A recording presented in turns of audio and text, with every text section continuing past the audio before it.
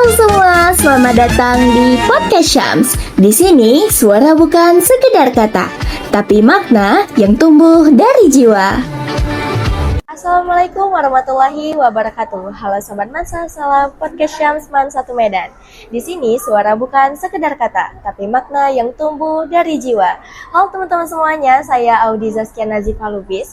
Nah teman-teman semuanya, kita sedang bersama dengan siswa-siswi Man 1 Medan yang tentunya ini sangat membanggakan banget nih karena mereka baru saja mendapatkan prestasi yang luar biasa. Mereka adalah Duta Peer Educator Nasional 2025. Mari kita sapa. Halo kakak-kakak semuanya. Halo. Nah kak, biar kita lebih dekat lagi nih, boleh dong ini diperkenalkan dulu dirinya sama teman-teman yang nggak berhadir juga nih di hari ini. Jadi baik, perkenalkan nama saya Saidina Ali Sagala ya, perwakilan dari OSIM sebelumnya.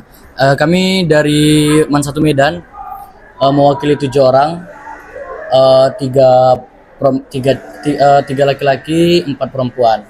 Ada juga nama teman saya seperti yang mungkin tidak dapat hadir di podcast pada hari ini kayak Yufli dan Rapid. Mungkin bagi laki-laki itu yang bisa saya sampaikan. Mungkin nih kalau yang cewek mungkin bisa saya sampaikan. Oke, halo teman-teman. Jadi perkenalkan, nama saya Jaskia Putri Situmorang, perwakilan dari Jurnalistik Syams sama kayak mereka nih ya kan. Nah, jadi untuk perwakilan dari yang perempuan kami ada 4 orang. Yang pertama saya, ada yang nggak bisa berhadir tuh Nafisa, Hanisha, sama Zalfa gitu. Berarti yang mengikuti ini ada 7 orang ya? Iya benar sekali. Nah, sebelum kita lanjut nih Kak, mungkin ada juga teman-teman yang belum tahu sebenarnya peer educator itu apa sih? Nah, boleh dong dijelaskan Kak? Agak panjang sih kalau misalnya bahas peer educator itu apa ya. Jadi sebenarnya peer educator itu kayak sebuah lembaga sih, sebuah lembaga yang memang dia fokus kepada penekanan atau penurunan kepada tingkat pernikahan dini, termasuk juga tentang misalnya seks bebas, terus juga tentang isu-isu remaja atau permasalahan konflik-konflik remaja. Jadi peer educator ini mendorong kepada remaja-remaja untuk melakukan aktivitas-aktivitas yang mana aktivitas-aktivitas positif yang mana menolak atau bakal menyingkirkan kegiatan-kegiatan yang memang mengaruh kepada hal-hal pernikahan dini gitu sih. Kalau untuk tentunya untuk menjadi duta ini pasti ada seleksinya kan Kak. Nah, kalau pas seleksinya itu gimana tuh Kak prosesnya? Nah, untuk proses seleksinya, jadi memang dari awal kami udah ada ngikuti pelatihan gitu. Dari pelatihan itu memang udah ada disampaikan dari awal tuh kalau memang kegiatan ini bakal berlanjut ke tingkat nasional. Nah, di bulan November kami dapat informasi kalau proses pendaftaran seleksi nasionalnya dibuka. Nah, salah satu syaratnya itu adalah membuat video edukasi dan alhamdulillah dari video edukasi ini terpilihlah 7 delegasi yang mewakili Sumatera Utara, khususnya mewakili Man 1 Medan untuk ke tingkat nasional. Wah, ini keren banget. Nah, kakak kan ada buat video tadi ya kan Kak untuk seleksinya. Nah, kalau dari kakak-kakak sendiri, kakak kemarin buat video apa?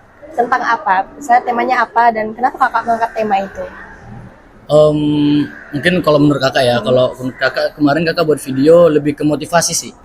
Atau untuk untuk kasusnya itu kakak menampilkan sedikit karena kakak melihat beberapa video-video dari luar juga bahwa mereka banyak videonya itu banyak melakukan faktor-faktor tentang pernikahan dini gitu, kasusnya berapa segala itu banyak kali. Akhirnya kakak mencari lain lah supaya nggak banyak yang ngikutin. Kakak lebih ke motivasi sih kemarin, motivasi, terus juga ada beberapa cuplikan-cuplikan sedikit tentang bahayanya tentang pernikahan dini. Terus juga kakak ambil tema itu ya karena memang tujuan kakak memang motivasi sih. Tapi jadi kakak ngasih buat video itu bukan kayak wah pernikahan dini itu udah banyak, ayo hindari, enggak sih. Tapi kan lebih kakak motivasi kepada remaja-remaja yang yang bakal menghindari lah kegiatan-kegiatan yang memang berlanjut kepada pernikahan dini terus. Nah, kalau dari kakak sendiri kemarin itu kakak ngambil video tema dari video itu dari film Dua Hati Biru karena menurut kakak ketika kita mau mengedukasi seseorang itu kita nggak bisa langsung bilang kalau ayo kita jauhi pernikahan dini, tapi kita juga harus ngasih tahu ke mereka apa sih dampaknya dan kenapa mereka harus jauhi pernikahan dini itu. Makanya kakak ngambil film Dua Hati Biru karena menurut kakak film itu relevan, dekat sama remaja, terus film itu tuh menampili langsung gitu dampak-dampak dari pernikahan dini. Karena menurut kakak kalau memang kita mau ngeedukasi seseorang, kita mau menyampaikan pesan, mau orang itu ngikuti apa kata kita tuh harus melakukan pendekatan ke dia dari apa yang dia suka. Jadi pesan-pesan yang kita sampaikan tuh bakal lebih cepat masuk ke dia, dia bakal lebih menerima gitu. Nah, ini menarik banget nih video yang dibuat sama kakak-kakak ini. Dan ini sesuai banget ya Kak sama kondisi remaja Indonesia pada saat ini. Benar Banget. Sangat benar. Nah, kalau misalnya di lingkungan kakak sendiri, kakak pernah nggak menjumpai masalah seperti contohnya pergaulan bebas gitu? Misalnya yang mabuk-mabukan, alkohol, atau yang lain-lainnya. Kalau kakak pernah nggak? Kebetulan di daerah kakak memang tempatnya. Ya, kebetulan. Jadi, tapi memang kebanyakan masalahnya itu sih lebih kepada orang dewasa sih. Kalau untuk remaja-remaja sih kakak untuk daerah kakak belum jumpa ya. Tapi kalau misalnya kayak pergaulan bebas paling ya untuk remaja-remaja paling yang kayak pacaran, merokok segala macam. Nah, paling itulah. Tapi kalau untuk yang hal yang memang bersifat lebih ke dalam yang memang mengganggu ke dalam proses belajar remaja itu belum sih. Kayak mabuk-mabukan kayak dibilang tadi itu belum. Tapi kalau untuk mabuk-mabukan terus juga mungkin melakukan melakukan seks bebas gitu kan. Itu paling dengar-dengarnya juga paling yang udah dewasa sih. Kalau untuk remaja sih belum. Kalau yang remaja tuh berarti lebih ke pacaran gitu, Gitu benar. Ya, terus yang merokok, terus yang mungkin nongkrong-nongkrong segala macam tuh itu sih paling untuk remaja. Kalau dari kaki ada yang mau ditambahin? Kalau dari lingkungan rumah kakak gak ada sih. Kalau kenakalan remaja pergaulan bebas itu paling kayak dibilang Kak Ali juga betul, paling kayak pacaran gitu aja sih. Oh, gitu. Kalau menurut pandangan kakak-kakak, apalagi sebagai peer educator kan, ini seberapa serius sih permasalahan ini bagi remaja kalau misalnya ini tidak dicegah dengan cepat gitu? Nah, kalau menurut kakak pergaulan bebas nih, kalau di remaja itu kan yang sangat dekat itu kan kayak pacaran gitu. Kalau ini menurut kakak cukup serius, sangat serius malah, dan harus dapat perhatian penuh karena seringkali dari pergaulan bebas ini berujung sama kehamilan yang gak diinginkan, terus sama pernikahan remaja, pernikahan dini gitu. Ini kalau dibiarin, kalau terus menerus kita biarin, ini bakal berdampak ke masa depan remaja yang kalau ini makin banyak remaja yang terdampak seperti itu, kedepannya visi Indonesia Emas tahun 2045 itu nggak bakal terwujud gitu. Kalau ini kan kakak sebagai peer educator, nah kira-kira ada nggak kak misalnya program atau tugas atau sesuatu yang dibuat sama peer educator ini untuk mencegah misalnya pergaulan bebas gini atau masalah-masalah yang dialami sama remaja tuh kira-kira ada nggak kak? Banyak sih dari peer educator nih kemarin buat juga program pelita, terus juga mereka buat. Tapi setelah kakak telusuri mereka sih lebih banyak kegiatan seminar sih. Seminar, terus pendekatan ke dalam anak-anak yang memang mau menjenjang ke usia remaja.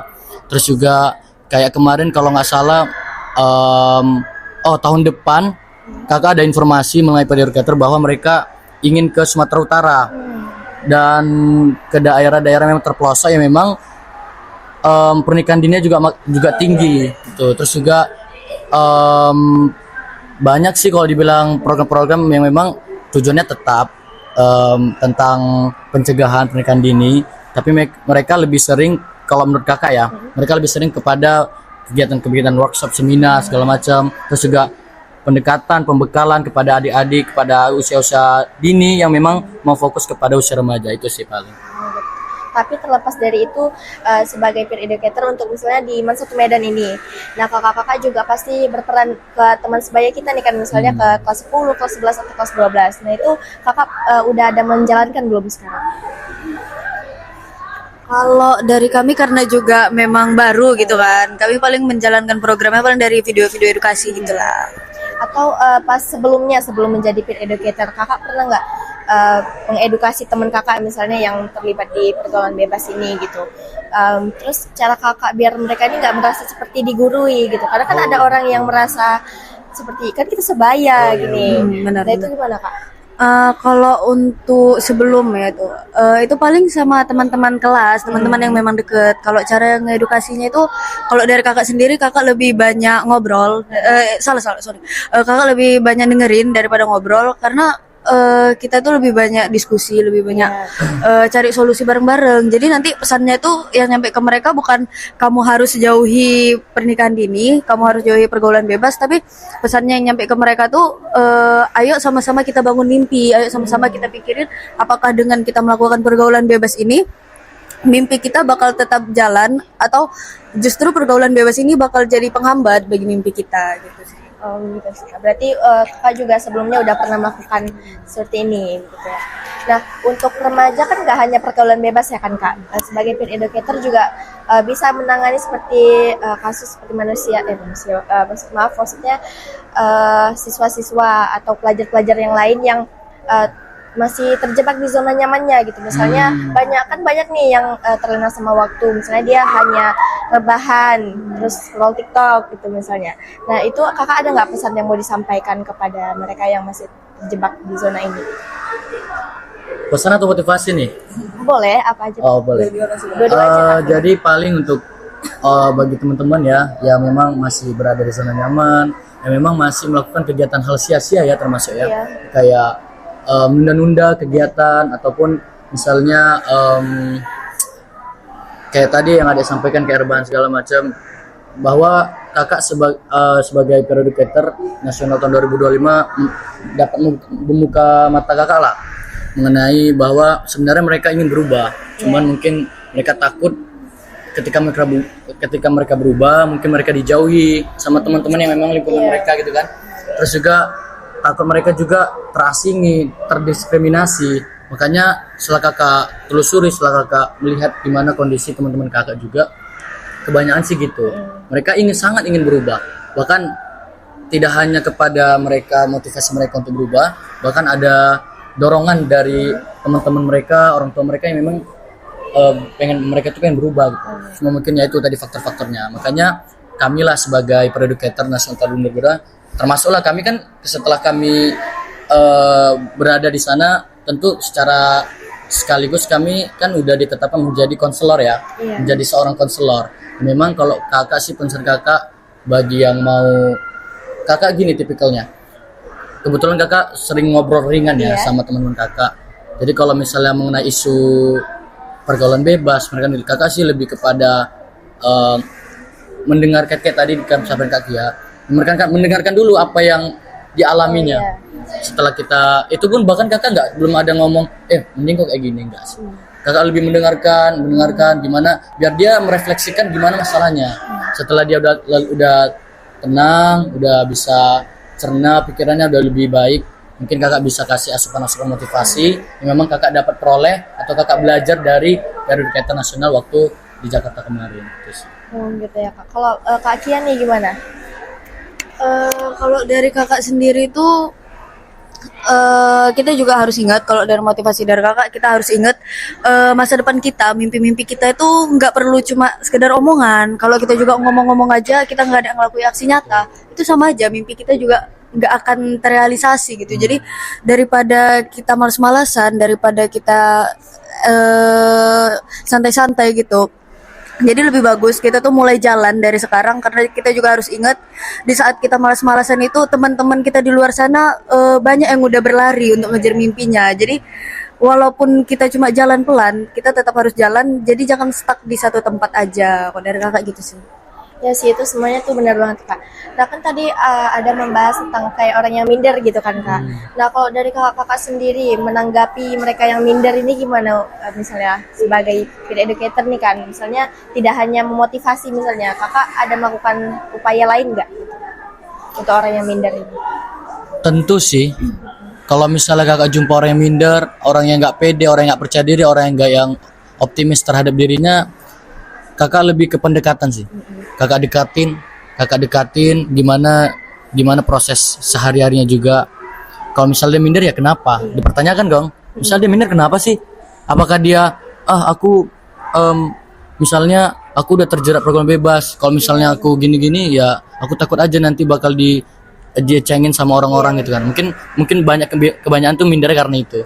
Ya mungkin kakak lebih ke biasanya orang yang minder pasti menjauh. Iya, Iya kan? bener-bener. Biasanya orang yang minder pasti menjauh. Jarang tuh orang minder mendekat, iya kan? Iya. Maka dari itu kami sebagai para educator nasional tentu harus mendorong dan memotivasi kepada orang-orang yang merasa minder gitu, terutama pendekatan. Jadi mungkin kami lebih ke pendekatan mendalam, terus kami mungkin buka cerita, terus juga mungkin kalau misalnya nih dia nggak tahu nih kayak ngomong tatap muka, ngomong aja pun masih nggak berani nih, kayak mau diajak ngobrol pendekatan nggak, masih paling kami buat mungkin suatu saat mungkin misalnya kami ada rezeki atau ada gimana yang bisa melanjutkan kegiatan para educator ini, mungkin kami bisa buat program sih.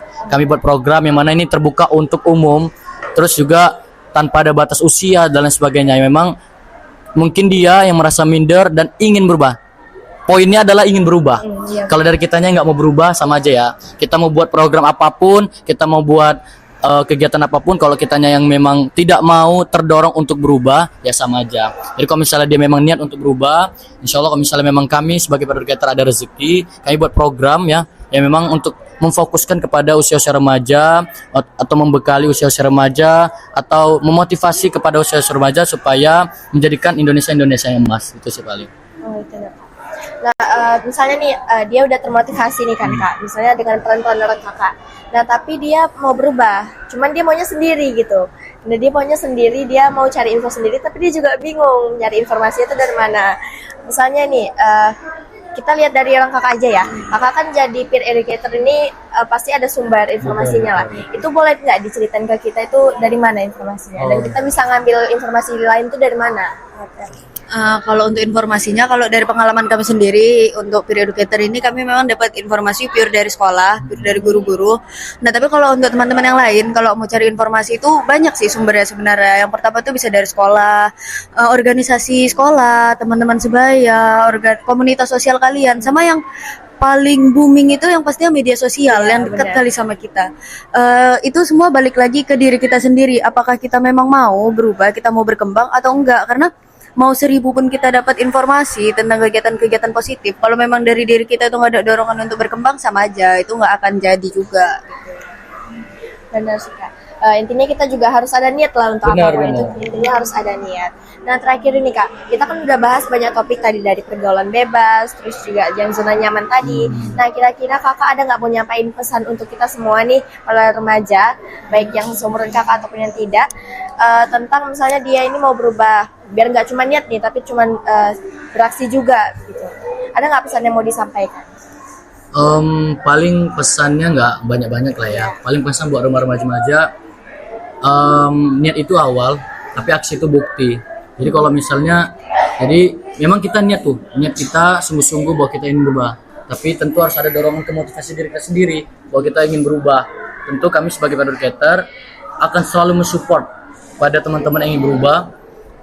Kalau misalnya kalian mau membuka sharing-sharing kepada kami juga, kami persilahkan, kami membuka ruang bagi teman-teman yang ingin berubah, terutama berubah kepada jalan yang baik atau pencegahan terhadap pernikahan gini. Jadi ayo sama-sama kita rubah prinsip dan mindset kita, terutama tidak hanya di lingkungan sekolah ya, baik ini siapapun, baik anak-anak yang memang mau rentan kepada usia remaja, baik atau orang tua yang memang bisa memfasilitator kami sebagai remaja untuk mencegah hal itu. Jadi intinya kami selalu support ya kepada teman-teman yang ingin berubah. Pesan kami ya, jangan pantang menyerah ya, jangan pantang menyerah. Kalaupun misalnya kalian lelah, capek, terus juga lain sebagainya, ya usahakan istirahat aja untuk menyelesaikan masalah-masalah itu. Jangan terjerat atau menyelesaikan masalah dengan hal negatif seperti pergaulan bebas,